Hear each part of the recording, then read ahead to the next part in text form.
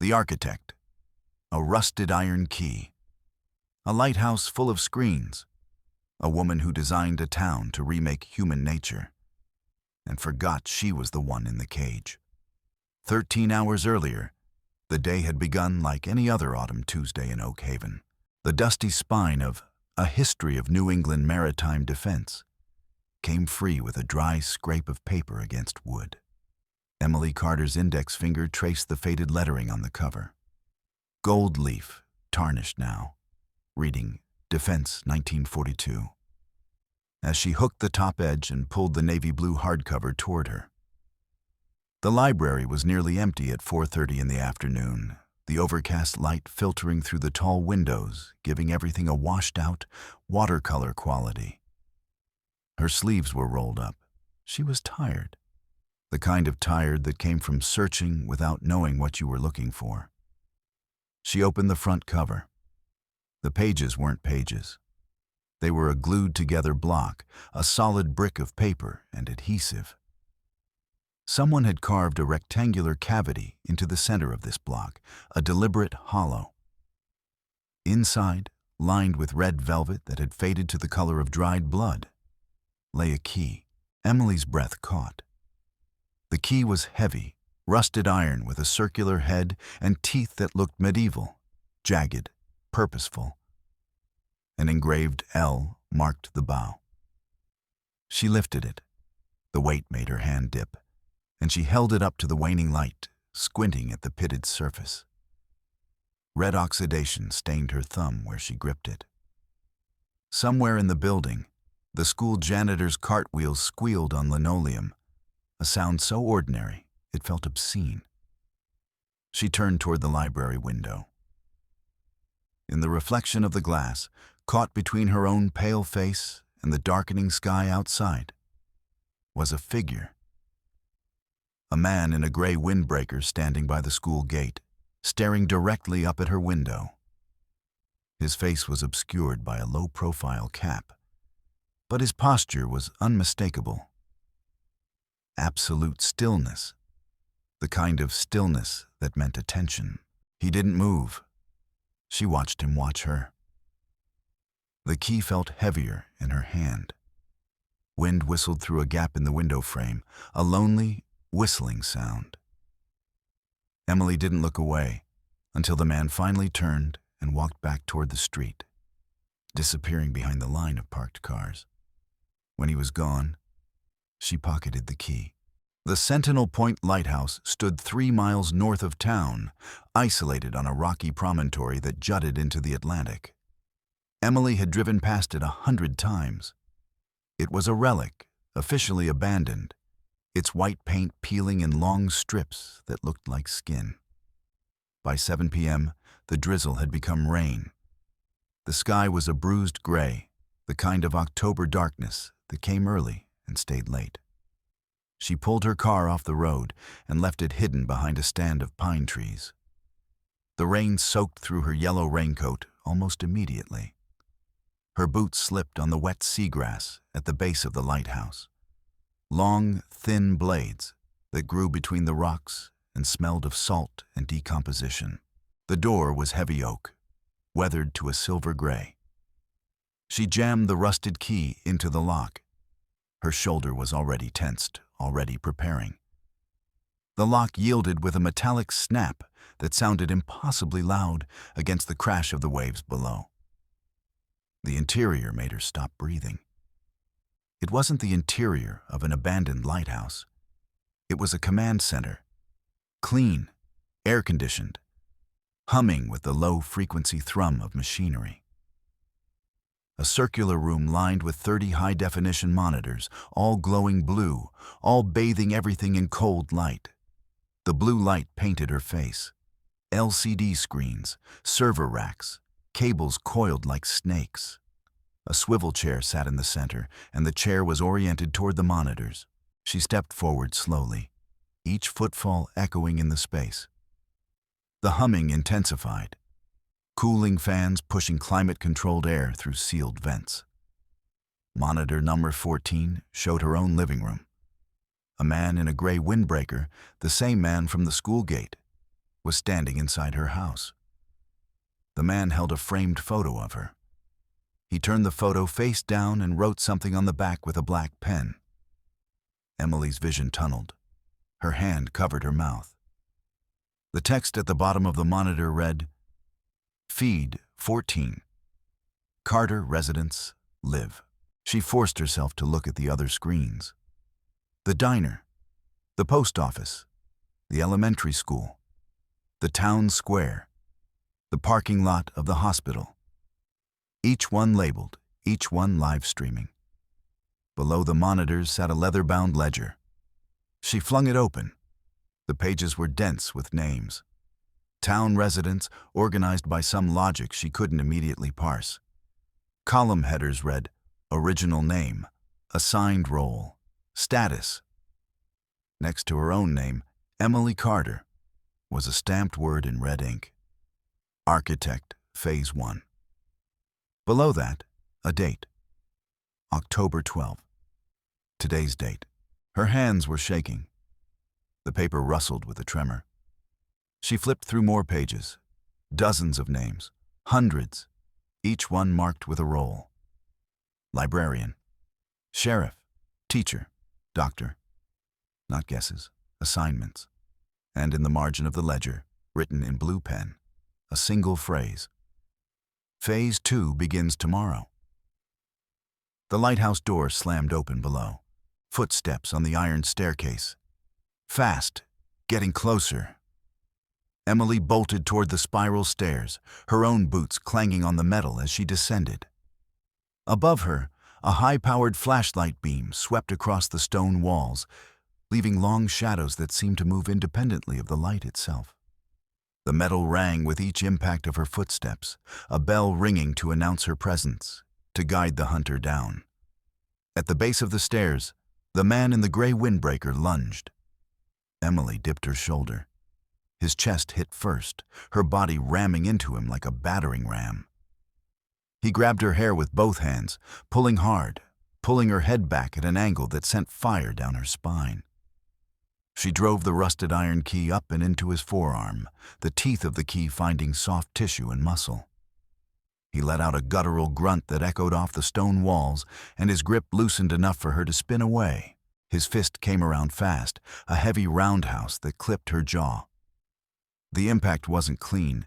It glanced off, but the force of it snapped her head sideways and sent her stumbling back into the doorframe. Her vision blurred. The edge of the frame caught her between the shoulders. Rain blew in through the open door behind him, cold and stinging. She grabbed the brass fire extinguisher from the wall bracket. It was heavier than she expected. She swung it with both hands, putting everything into the movement, and caught him in the ribs with a metallic dong sound that vibrated through her arms all the way to her shoulders. He doubled over in the shadows, gasping. She didn't wait for him to straighten. She sprinted out into the storm. The rocky path down the cliff was a cascade of wet slate. Her feet slid. Her knees hit stone.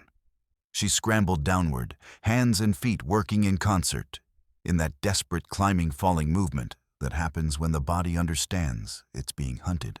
Behind her, the lighthouse door still stood open, framing the man silhouetted against the blue glow of the monitors inside. He wasn't chasing. He was just standing there, just watching. As if this was all part of something planned, the waves below crashed against the rocks with the sound of the world ending. Emily kept moving. The bruise on her jaw had already turned purple by 9 p.m. Emily fumbled with her house keys at the front door, her hands still shaking. The key didn't want to go into the lock. She was shaking too much, her fingers too cold. When she finally got the door open, she found Sheriff Miller sitting in her armchair. He was spinning his hat on his knee, the motion slow and deliberate. His badge glinted in the dark living room.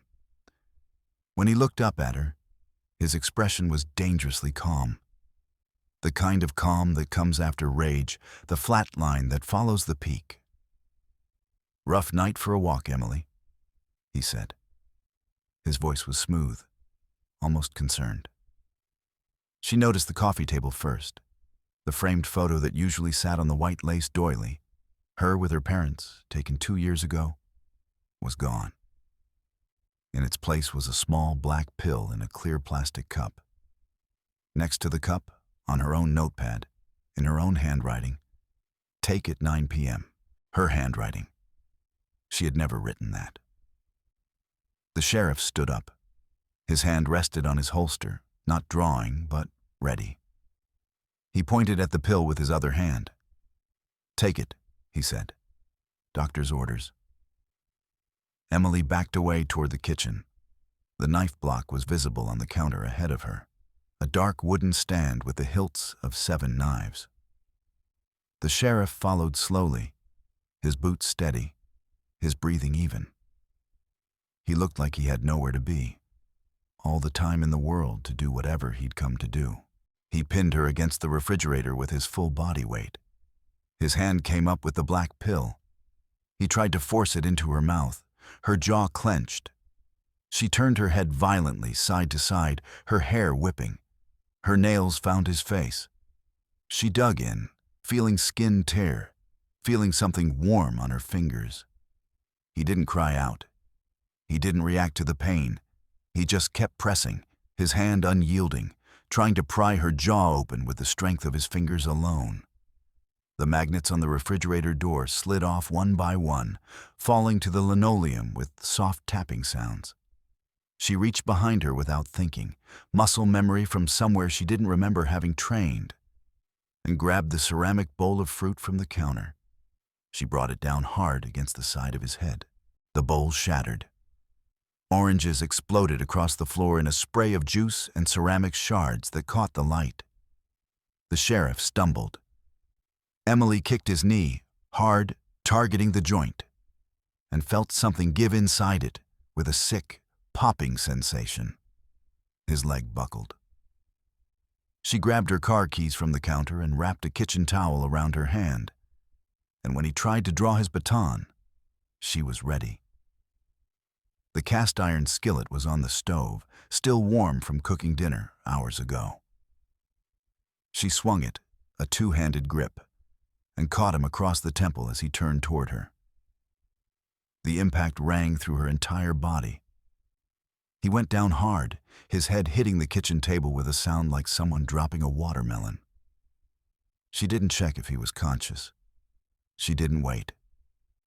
She bolted through the back door into the rain and didn't stop running until she reached the downtown area, where streetlights and people might provide some kind of cover. The town hall was a red brick colonial building with white trim and a green copper roof that had turned verdigris. The basement window was old, single pane, and the lock had corroded decades ago. Emily used a tire iron to pry it open. The frame groaned. She dropped into darkness below, landing hard on piles of dusty banker boxes that exploded around her in clouds of ancient paper and mold. Her flashlight beam was a thin needle in absolute black. The boxes were labeled Personnel, 2020. Maintenance Records, Financial, 2019. She moved deeper into the basement, past filing cabinets and old desks, until she found a metal cabinet with a combination lock. The lock took 30 seconds to crack with a tire iron. Inside were files in color-coded folders. She pulled one at random. Oak Haven, Psychological Baseline. Inside were hospital records. Every resident of the town had a medical file. Every file had a date labeled Resocialization. Next to each date, a status, Complete. She found a photo of Sarah, who'd been her best friend since 3rd grade. The photos showed Sarah with short hair, wearing a lab coat. The note beneath read, Memory wipe successful. Assigned role, librarian. The flashlight nearly slipped from her hand. She found a blueprint stuffed behind the filing cabinet. It was yellowed, creased, marked with blue pencil notations. It took her a moment to understand what she was looking at. It wasn't a map of Oak Haven. It was a circuit diagram. The blueprint showed the town as an electrical schematic. nodes and connections, feedback loops, and processing centers. The lighthouse was labeled Central Processing Unit in small, precise lettering. Her own house was labeled Architect's Residence. Below this, in larger block letters, Project Genesis, Psychological Restructuring Model 1. The sound of her own breathing filled the basement. Rapid, thin, like something small and trapped.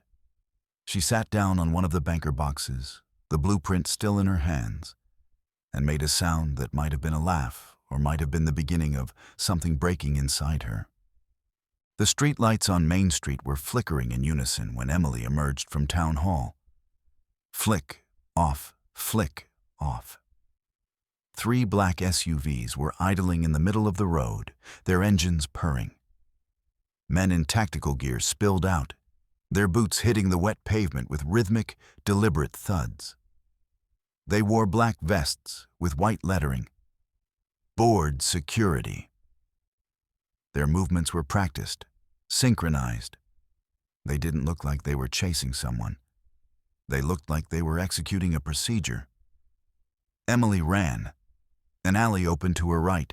She took it. Her boots splashed in a puddle that was deeper than she expected, water spraying up her leg. The alley was narrow, hemmed in by brick walls on both sides.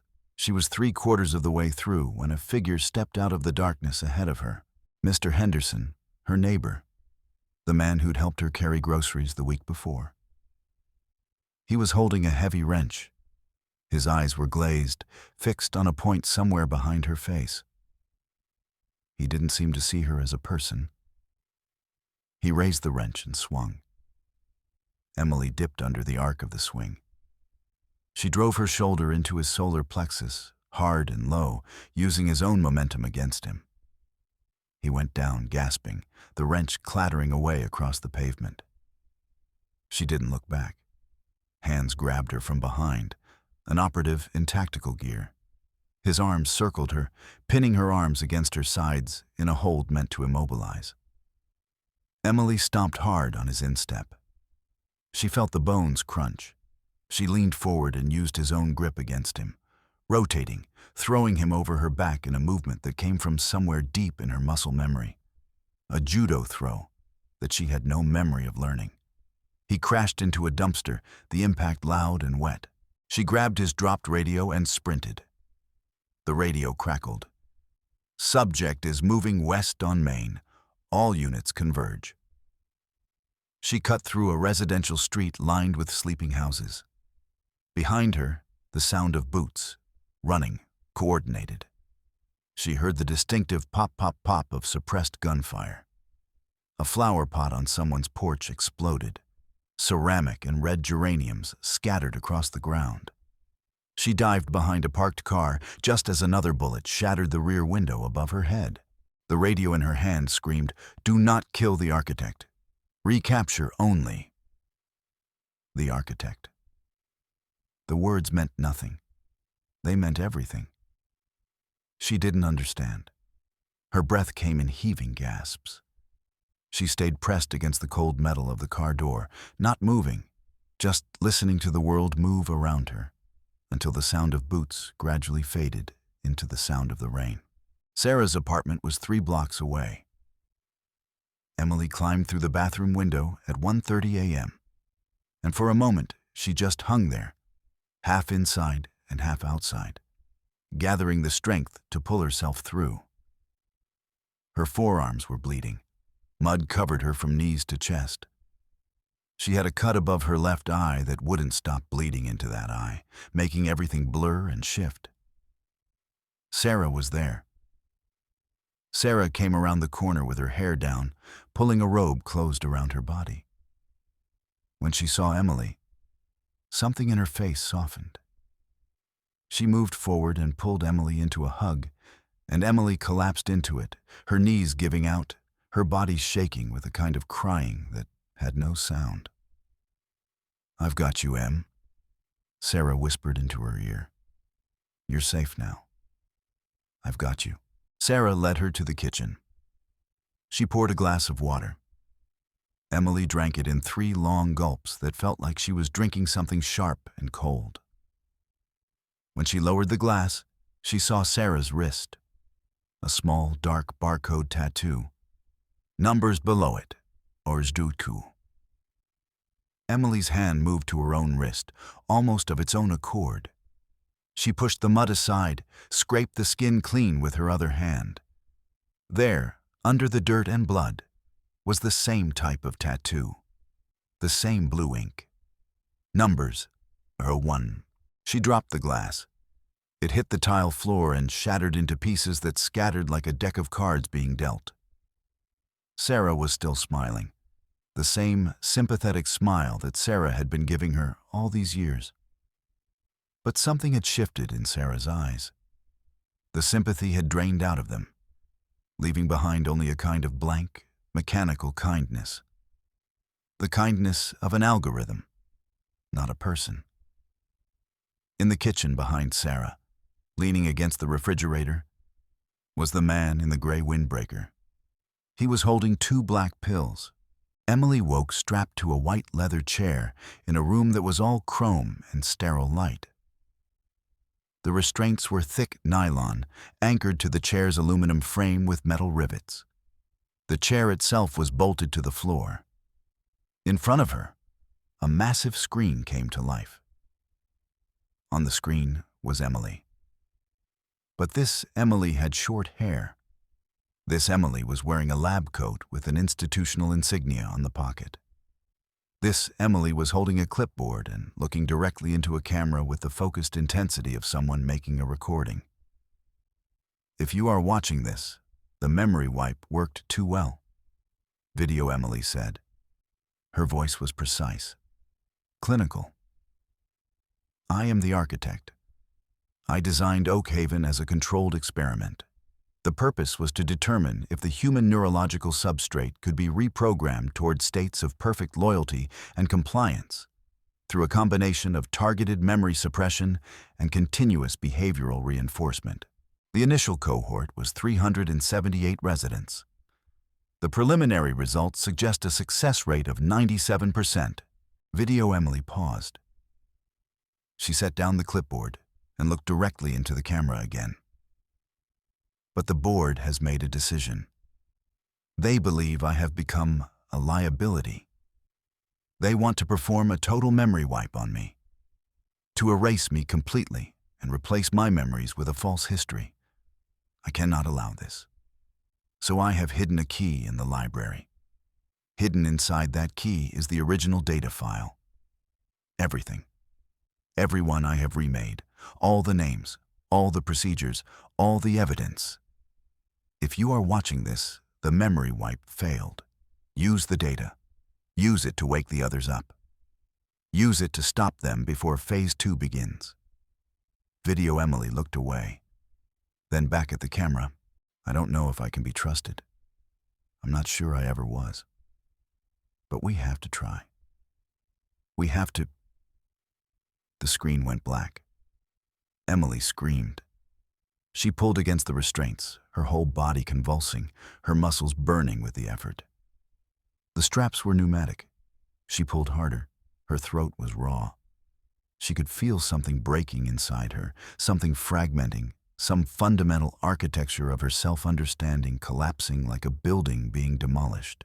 The man in the gray windbreaker entered the room. He removed his cap. There was a long scar across his forearm, right where she had stabbed him with the key. He was holding a syringe. The liquid inside was clear and viscous, slightly yellowish in the light. "Time for a reset, doctor," he said. His voice was gentle, almost kind. "Time to go back to sleep." He approached with the syringe raised. Emily stopped struggling. She went very still. In the stillness, a memory surfaced that wasn't a memory she had been conscious of having. She remembered designing this facility. She remembered sitting at a desk, drawing up the specifications for these restraints. And she remembered something else, a design flaw she had deliberately built in, a failsafe a way out. She reached with her left foot, moving slowly, moving like someone who had given up. The man was 2 steps away, bringing the syringe toward her neck. Her foot found something beneath the pedestal of the chair. A hidden release lever. Hand-carved, deliberately concealed. She kicked it. The pneumatic straps exploded open with a hiss of pressurized air. The rush of sound was loud enough to make the man jerk back. Emily was already moving. She lunged upward from the chair and grabbed his wrist, the wrist holding the syringe, and twisted it back toward him in a movement that was all fluid efficiency, all muscle memory, all the physical knowledge of someone who had learned to fight without ever consciously remembering the learning. They struggled. They spun across the room. The man was stronger, but Emily knew something he didn't know. She knew a throw. She executed it without thinking, a judo technique that had been encoded into her body in some other life she couldn't access. She threw him over her back and slammed him into a glass wall. The glass cracked. A hairline fracture spread from the impact point like lightning. The man gasped. Emily twisted the wrist further. The syringe plunged into his neck. His eyes rolled back. The chemical took hold of him almost instantly, his body going slack, his muscles losing all coordination. He collapsed like something that had been unplugged. Emily stood there, breathing hard, and looked at her own hands. They were shaking. She grabbed the man's keycard from his belt and pulled a heavy tablet from the console. The tablet asked for a passcode. She thought of the lighthouse ledger. The date, October 12th. Her birth date. She typed it in, 10/12/1993. The screen flashed green. Text appeared. Admin override. Carter, E. Access granted. The monitor room was in chaos. Alarms were blaring, a high-pitched electronic whine that climbed higher and higher in frequency, like something alive and in pain. Emily used the tablet to bypass the main console. She initiated the command labeled Total Memory Restoration, system-wide. On the monitors, the residents of Oak Haven began to wake. They were clutching their heads, contorting, screaming silently as memories rushed back into their brains. Months of false history being overwritten with years of reality.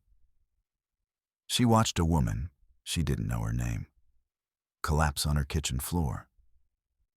She watched a man tear at his own hair. She watched a child vomit into a toilet as their fundamental understanding of the world reorganized itself. A progress bar appeared on the main screen. Restoration 75%, then 80%, then 85%. She found the self-destruct command for the data servers. The cursor hovered over it. She paused. There was a file labeled Project Successor. She opened it. The file contained a list of towns. Maple Creek, Riverton, Blackwood, Millfield Center, Prospect, Stone Ridge. Oak Haven wasn't an isolated experiment. It was a model, a proof of concept. The first town in what was meant to be an archipelago of remade communities spreading across New England like cells dividing. She hit Confirm on the self-destruct command. She found a bottle of cleaning alcohol in a cabinet marked Maintenance. She poured it over the server racks. The fans were still running, still pushing air through the systems, still trying to keep the machines alive. She struck a match from a box on the desk. The fire started blue, then orange. Then the flames climbed the wires like something alive, and the blue light of the monitors was swallowed by the flicking orange glow of destruction. The sunrise was pale and cold. Emily stood on the cliff overlooking the coastline, her face blackened by soot, her hair singed at the ends. Below her, the lighthouse was a pillar of black smoke against the rising sun. The heat from the fire had warped the metal frame. The lighthouse was dying in real time. In the distance, beyond the town, she could hear sirens. Multiple sirens. Getting closer. People were coming out of their houses. She could see them from where she stood. Hundreds of figures stumbling out into the early morning light, calling out names, screaming names, names that came back to them in a rush, like drowning and surfacing at the same time. The town was waking up from a dream that had lasted months. For some, years. Emily reached into her pocket and pulled out the rusted iron key. She looked at the L engraved on it. She flipped it over and found what she'd known would be there. A tiny seam in the metal, hidden in the ornamental head of the key. She twisted it. The compartment opened with a soft click. Inside was a micro SD card, smaller than her fingernail, containing everything. The memory came not as an abrupt shock, but as a slow recognition, like something surfacing from beneath dark water. She didn't hide the key to wake herself up from some bored wipe. That wasn't it at all. That wasn't the story. The memory that came was sharper, colder, more vicious. She had stolen the data. That was the truth of it. She had designed the system, and then she had systematically copied every file, every observation, every protocol, every breakthrough. She had planned to sell it. She had planned the theft for months, encoded it into the architecture of the facility, hidden the evidence in layers within the layers.